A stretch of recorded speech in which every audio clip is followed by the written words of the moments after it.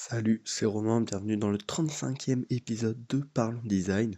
Et aujourd'hui, ça va être un épisode un peu spécial, parce qu'en fait, je vais te demander de te poser une question, enfin que toi-même tu te poses une question à chaque fois que tu créeras un nouveau projet. Donc pourquoi, quelle question déjà? C'est est-ce qu'il y a vraiment besoin de créer un compte, que l'utilisateur crée un compte à tel moment du parcours utilisateur?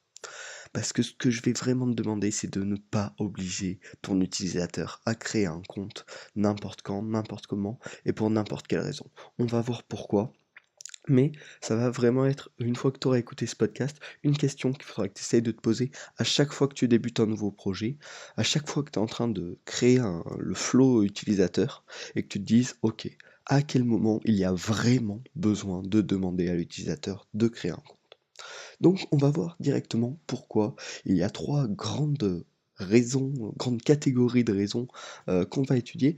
La première, c'est la perte des utilisateurs, tout simplement. Si tu crées un service, que ce soit une application ou un site web, le but c'est que tu aies probablement des utilisateurs qui utilisent ton service gratuitement, en payant, n'importe comment, mais qui viennent sur ton site et qu'ils aillent jusqu'au bout de l'objectif de pourquoi ton site a été créé. Et la plupart des utilisateurs ont des dizaines, voire si c'est pas des centaines de comptes sur plein de sites différents, plein de plateformes différentes, dont la plupart ils ont oublié les mots de passe, ils ne savent absolument plus, et ils en ont marre de créer des comptes, d'avoir soit des carnets de notes avec des tonnes de mots de passe qui perdent, ou des applications remplies de centaines de mots de passe. Et ça, ils en ont marre. Du coup, s'il y a une demande de création de compte bien trop tôt, l'utilisateur risque de tout simplement quitter le service, quitter l'application, s'il n'a pas plus de motivation que ça, pour rejoindre ce service. De plus, si vous demandez à l'utilisateur de créer un compte trop tôt, il ne saura pas dans quel but il doit créer un compte.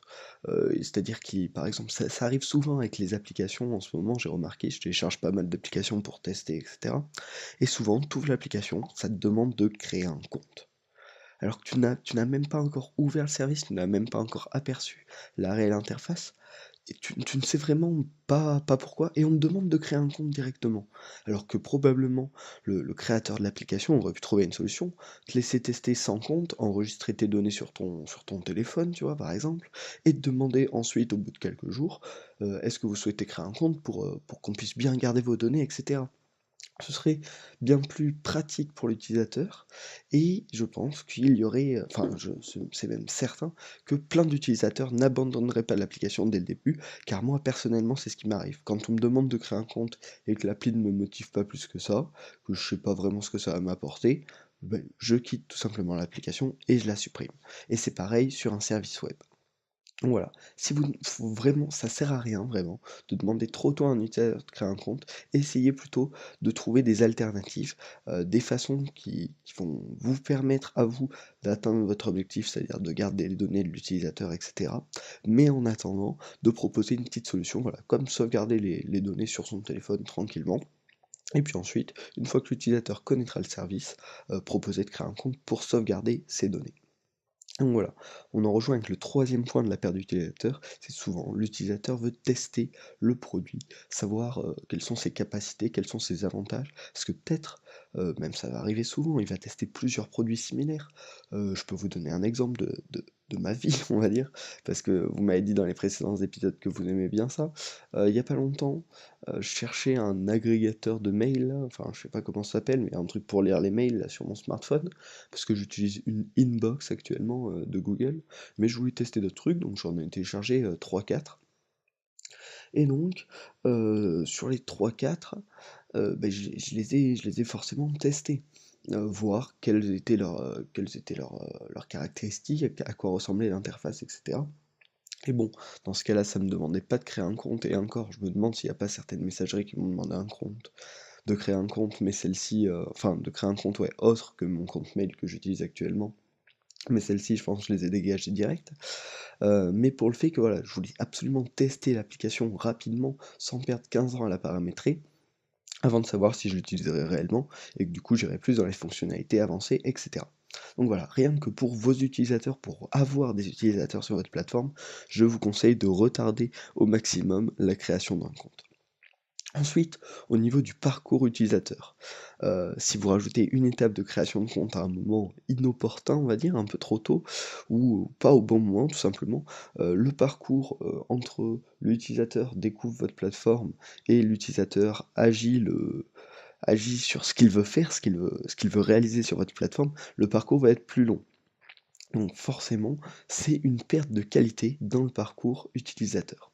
Ensuite, faire, tout ce processus de connexion, ça va faire des requêtes sur votre serveur, peut-être inutiles car, l'utilisateur va peut-être juste s'inscrire, tester, s'apercevoir en quelques secondes que ça ne lui convient pas et quitter. Donc quelques requêtes inutiles, c'est toujours ça d'économiser. Et puis, il y a quand même, le risque de sécurité, c'est-à-dire que si l'utilisateur doit absolument se créer un compte, vous devez enregistrer, les données de son compte, bah, sur votre base de données et cetera, faut le protéger et tout. Alors que si ce compte peut être carrément inutile, hein, il y a des fois on me demande de créer des comptes, alors que ça ne m'apporte aucun avantage, beh, dans ce cas-là, c'est tout simplement, voilà, une perte de temps. L'utilisateur va devoir enregistrer des identifiants qu'il n'utilisera enfin qui ça n'apportera rien et donc ça complexifie réellement le parcours de demander à créer un compte si ce n'est pas utile ou trop tôt. Et on va ensuite arriver au troisième point qui est que parfois, il peut y avoir peu d'avantages à créer un compte et on va voir ces cas-ci. Donc là, on a vu les problèmes liés au parcours de l'utilisateur, à garder l'utilisateur sur votre service, mais il y a même un problème bien plus important que ça, auquel on aurait dû penser bien plus tôt, c'est tout simplement le fait que est-ce que c'est utile? Est-ce qu'il y a des avantages à la création du compte, que ce soit pour vous en tant que commercial, on va dire, ou pour l'utilisateur en tant qu'utilisateur? Quels sont les avantages que la création d'un compte lui apporte? C'est vraiment une question à se poser. Il y a vraiment de nombreux services qui te demandent de te créer un compte alors que ça ne t'apporte, quasiment rien. Des fois, il pourrait y avoir des méthodes alternatives bien plus simples pour l'utilisateur où il s'identifie peut-être juste avec son adresse mail, si c'est vraiment un truc, basique qui ne contient pas d'informations importantes.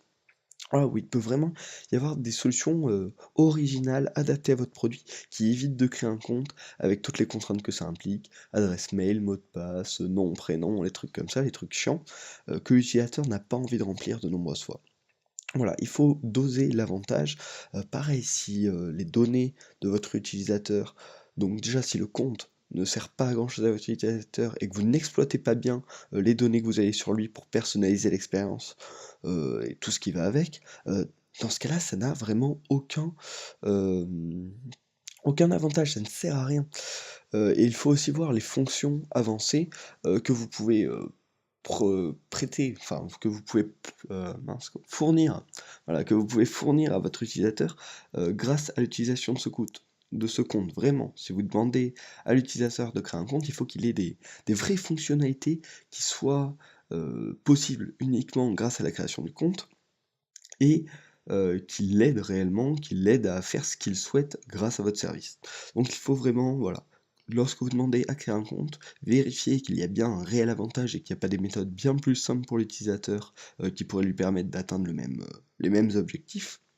Et puis ensuite, s'il y a vraiment besoin de créer un compte, trouvez vraiment les fonctionnalités clés qui vont mettre en valeur la création du compte et vraiment, bah, rendre ce compte utile et que l'utilisateur ait donc envie de le créer.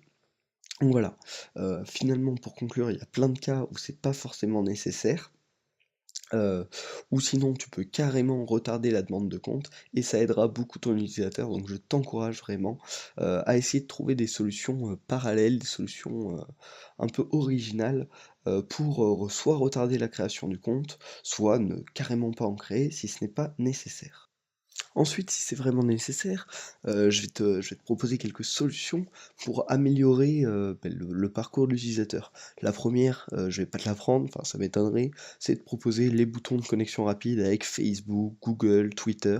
C'est vraiment très pratique. Ça évite justement souvent à l'utilisateur de devoir enregistrer encore un nouveau compte avec un nouveau mot de passe. Juste, il saura que, il utilise, je sais pas moi, j'utilise souvent, allez, Twitter pour me connecter au service et que du coup, il aurait juste à cliquer sur le bouton Twitter pour se connecter. Donc ça aide vraiment, en développement, c'est pas très compliqué. Hem et du coup, ça simplifiera énormément le parcours utilisateur, donc je te conseille vraiment d'implémenter, les boutons de connexion rapide, Twitter, Google, Facebook, voilà, les après tu peux aussi, voilà, s'il faut pas proposer trop de services, sinon l'utilisateur se perd, mais peut-être, ceux qui sont le plus adaptés à tes utilisateurs. Tu fais un petit test parmi tes utilisateurs actuels, quel service, de connexion rapide préférez-vous utiliser? Et puis tu vois ceux qui sont le plus utilisés. Voilà. Ensuite aussi, explique bien évidemment les avantages liés à la création de ton compte. Sur la page de création de compte, faut absolument, oui, vraiment, absolument expliquer pourquoi, la création de compte est un bénéfice pour eux, qu'est-ce que ça va leur apporter, voilà, vraiment quels sont les avantages liés. Et puis enfin, exploite, les avantages de la création d'un compte d'une manière intéressante, que ce soit pour ton business, mais également, surtout d'ailleurs, pour ton utilisateur. Surtout, voilà, si tu demandes la création d'un compte, exploite-les de la bonne manière. Ensuite, pour, terminer ce podcast sur d'une manière plus détente, je vais te donner un petit exemple perso. Tu sais, donc en ce moment, je t'en ai parlé pas mal dans les derniers podcasts. Je suis en train de créer une application qui s'appelle Sésame, qui a un coffre-fort pour mot de passe et donc j'ai tenu compte de ce que j'ai expliqué finalement dans ce podcast. N'oblige pas à créer un compte. Donc tout simplement, quand tu rentres sur l'application, tu définis un mot de passe pour l'application et bien sûr tu peux t'authentifier de manière biométrique, Face ID, Touch ID, et cetera. Voilà, tu peux créer tes cartes avec tes mots de passe, et tout, nickel. Mais par contre, il y a bien sûr un problème pour la synchronisation. Comment synchroniser, sans compte? Et beh, là, j'ai trouvé une solution à ce problème justement en me posant la question et en cherchant une solution un peu originale. Donc pour, sauvegarder ces données, il suffit à l'utilisateur de rentrer son adresse mail. Ensuite, le fichier de sauvegarde se sauvegarde, sur ses dossiers iCloud, voilà, dans un dossier spécialisé pour l'application, bien sécurisé. Et puis l'identifiant, on va dire, de décryptage du fichier est enregistré sur une base de données qui est lié à l'adresse mail de l'utilisateur. Donc comme ça assure une sécurité, car même si jamais l'utilisateur se fait voler le fichier, le hacker ne pourra pas lire ce qu'il y a dedans vu que c'est crypté. Si jamais moi, de mon côté, je me fais hacker la base de données, l'utilisateur ne pourra rien en faire car il n'aura pas les fichiers de l'utilisateur. Et par contre, lorsque l'utilisateur souhaite récupérer ces données, les resynchroniser sur un autre appareil, etc., il suffit à l'utilisateur à nouveau de taper son adresse mail. Ensuite, l'application va chercher le fichier, dans les documents iCloud de l'utilisateur et l'application envoie un mail à l'utilisateur avec un code secret qui lui permet de récupérer et de décrypter son fichier. Donc voilà, même pour une application où il y a de la sécurité, où vraiment la sécurité est le point majeur, j'ai réussi à me débrouiller sans demander à l'utilisateur de créer un compte pour qu'il puisse synchroniser, ses fichiers de manière sécurisée.